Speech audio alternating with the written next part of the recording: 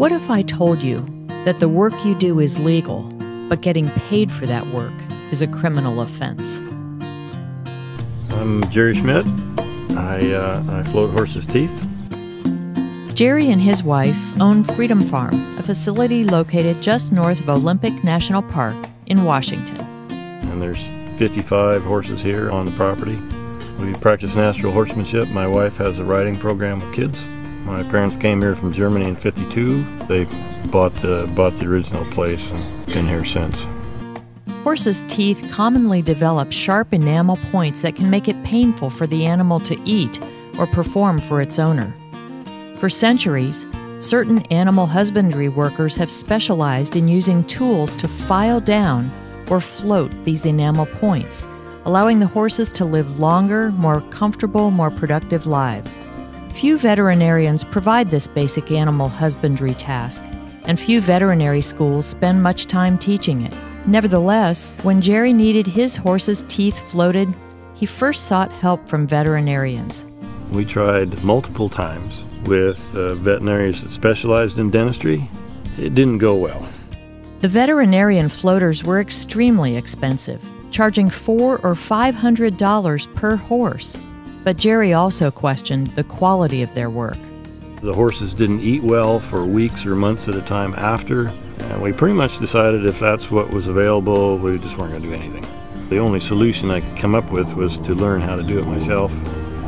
So 10 years ago, Jerry began training under a respected equine dentistry expert from New York. The course is a mandatory 6 weeks. So you go for a week about once a quarter. There's a variety of horses, ages, sizes, all sorts of problems that they're having. It sets up a good place to learn how to deal with all those different temperaments and different things you see. That took a year and a half just to get through that part of it. And I spent another year and a half or so going back to help teach the class. Because veterinarians do not learn how to float teeth in vet school, they have to get additional training before they can do their job well. Sometimes they even attend the same academies where lay floaters learn their trade. There's always one or two vets that came to learn how to deal with the teeth better than they were, and they helped with the class as well. Although Jerry did not initially plan to make money floating teeth, others took notice of his skill and started offering money for him to help their horses. I've gone from East Coast to West Coast helping horses. I don't believe I've ever had any complaints. I've had no injuries that needed any kind of medical attention from a vet. But despite Jerry's perfect safety record, a nearby veterinarian wanting to hog-tie his competition accused Jerry of practicing veterinary medicine without a license, a criminal offense under Washington law.